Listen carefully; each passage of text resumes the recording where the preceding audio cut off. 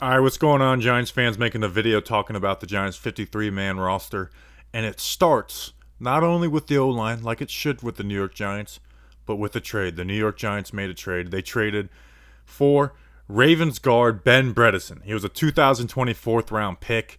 Like a lot of people like this guy in the draft, and like Dane Brugler had him like fourth, where Shane Lemieux was sixth for guards. Now what the Giants sent was they sent their fourth rounder, but as well as getting Ben Bredeson, they are getting the 2022 fifth rounder, but it's from the Chiefs from the Orlando Brown trade. So there's that, and they're getting a 2023 seventh rounder. So they only had 6 picks in 2023 because of the Keon Crossan trade. They get one of those back, even though it's a seventh. They gave up a sixth for Crossan. So I'm actually going to do a college film breakdown of Bredeson. He only played 45 snaps for the Ravens last year. Most of those were in like jumbo extra tight end sets. So I'm not going to give you my full opinion on who he is. But the Giants obviously knew they needed guard depth. They've been looking. They've been talking with trades. They've been talking with these guys for weeks. They make 2. We talked about Billy Price yesterday. He's going to be backup center. And now they bring in Ben Bredeson, who, if any team it makes sense to maybe move on from a guard who's not horrible or hasn't played yet, it's the Ravens, because they signed our guy Kevin Zeitler. Obviously, we all know he's a good guard. And if you're into the draft stuff like me, who's a guy we all really like? Ben Cleveland. Well, the Ravens drafted Ben Cleveland, so it makes sense for a team like them to like be one of the only teams that might be a little bit deep at offensive line. But again, I'm not going to tell you who he is as a player yet. There will be a film breakdown of his Michigan game versus Alabama later today, and I'm excited to see what it is, because now the Giants on the offensive line, they have their projected starters. Even though Bredeson might challenge Shane Lemieux, and Shane Lemieux, we don't even know when he's coming back fully. Like, Bredeson might challenge for that. So you had your projected starters, and now you have 3 backups in Nate Solder, Bredeson, and Billy Price, who they traded B.J. Hill in a 7th rounder for.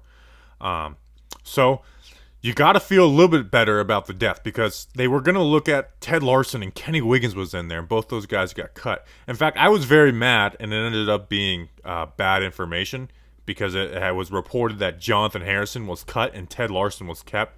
Ted Larson was put on IR, so that was wrong. But Jonotthan Harrison had a good preseason, so if they were going to keep Ted Larson and not keep Jonotthan Harrison, like, that was really going to bother me. That was, on my notes, that was the one move where I just totally disagree with it. There's moves where I would have liked to do this, but I understand it. Keeping Ted Larson and removing Jonotthan Harrison was bad. But I think Jonotthan Harrison, he stayed on the Bills practice squad all last year, so hopefully he can stay on the Giants practice squad. And you have a practice squad O-lineman who, he was good in those preseason games. He showed athleticism. He was moving guys in the run game, getting to the linebackers. Didn't have a ton of responsibilities in the pass game, but looked okay. So there's that. So they go with 8 offensive linemen, and hey, who's to say that they're not going to continue to kind of look around and make some moves? So other things on the O-line. Let's see. Yeah, I'm glad Kenny Wiggins and Ted Larson aren't the backup guards, because those guys were just not it. I feel bad saying it, but they were just way too slow and unathletic. Where now you have 2 young guys, a former first-round pick, a 2020 fourth-round pick, young guys who still have a little chip on their shoulder. So again, watch out for the film breakdown. It'll probably be out at like 7:30, 8 o'clock. Now here's the really sad news. I don't think anyone's mad. Well, there definitely is people mad. David Sills gets cut. And like I said, I'm not mad at this one. I'm just disappointed. And I know that's a funny line that our parents always told us, because he played well when he was given the opportunity. Like, he played well in the preseason. Like, there was maybe Damian Willis played a little better as a wide receiver in the preseason. Obviously Shep when he got his time, but he looked good in the preseason. And he's that contested catch guy. He was a baller at West Virginia. Was leading the nation in touchdowns. So he's someone who, with every opportunity he's had, has done well. He didn't blow us away in the preseason games, but he did well, especially with Brian Lewerke and Clayton Thorson throwing him passes. But I do understand it. John Ross has that game-changing speed. He does something that nobody else on the team does. They have Kenny Galladay to be that contested catch guy. And John Ross, he was listed as kick returner 1 on their first depth chart. Dante Pettis showed a little bit towards the end of last season. He can play specials. And then CJ Board they keep, who is solely a special teamer, I think. Obviously, if they need him, they'll put him at wide receiver. So I get it, because you do have to have players for special teams, and you can't have your seventh wide receiver as someone who is just there to play wide receiver. Because guess what, you're not going to do as a sixth, seventh wide receiver, play a lot of wide receiver unless guys happen. I could see somebody picking him up through the waiver wire. I mean, that's how the Giants originally got him, as the Buffalo Bills waived him on 2019 cutdown day, and the Giants claimed him. So again, there's a good chance he gets claimed. Hopefully, stays on the practice squad. I mean, the guy followed Daniel Jones around the country. I mean, they were in Arizona, Alabama, North Carolina, everywhere Daniel Jones was. You saw him working with different receivers. You'd have a different group there every time. The one constant was David Sills was always there. And I mean, we just liked him. The David Sills army is strong, very strong. So yeah, it stinks to see David Sills go. Now was not a surprise cut in the last few days, but if you started camp, it was a surprise cut. But it's one I totally agree with. Like, I agree with this a ton. Ifedi Odenigbo. He was the defensive lineman who switched to outside linebacker from the Minnesota Vikings. Giants signed him on a 1-year, $2.5 million deal. Now, the one part that does really suck about it is there's $1 million in dead cap, so the Giants have to eat that, but they do save $1.5 million in total. And he was the leading sack person on over the last 2 years, and that outside linebacker group. He had 10.5 sacks. Here's the issue, and if you go watch my free agent film breakdown on him, is I was like, he's going to play that B.J. Hill type role. He's not as good as a run defender, but he'd probably do more as a pass rusher, because he's always been a hand in the dirt defensive end in a 4-3 front from the Minnesota Vikings. Like, that's always been what he is. And his versatility was that you can move him inside. You could put him over a guard. You can put him over a center on certain plays. In fact, his first sack of his NFL career was on John Halapio versus Daniel Jones in 2019. So that's why I never really understood the switch to put him at outside linebacker, because I didn't think he was a good enough pass rusher to be just solely that. But he has zero coverage ability, and he's, for someone that is like a bigger dude, he's never been that great of a run defender. So he had a really bad preseason. O'Shane Ximines, who doesn't have much coverage ability, but you can drop him back, outplayed him by far. And then Trent Harris. Trent Harris had 9 tackles, a sack, and 2 tackles for a loss in preseason. Ifedi, he had 2 tackles, 1 tackle for a loss. I mean, he was a nothing the last 2 preseason games. In the Jets game, he had 1 good rep, but he was a nothing. And Trent Harris performed better, and Trent Harris can drop back into coverage. You could throw Trent Harris at stacked inside linebacker for a couple reps the same way they do with Lorenzo Carter. So I fully agree with this move. The only thing sucks is the dead money. And we'll see. I don't think Ifedi is a guy who would probably be interested in practice squad. I could see the Vikings bringing him back, honestly. Like claiming, trying to bring him back if they need some help on that D-line. Other notes. We already hit on the O-line. Running back. So we keep 3 tailbacks, 2 fullbacks. Corey Clement was cut, and Gary Brightwell stays. And Gary Brightwell, I guess he's a special teams guy. I mean, that's what they talked about him in his draft press conference, was his special teams ability. But he's not a better runner than Corey Clement. He's not a better receiver. And you can bring up, Corey Clement fumbles. Go look at Gary Brightwell in college. He fumbles too. And I don't know how good of a blocker Corey Clement is, but Gary Brightwell is not a good blocker either. So apparently he's some great special teamer. If you remember some good special teams plays from Gary Brightwell at Arizona or in the preseason, comment them below, because I don't remember any of them.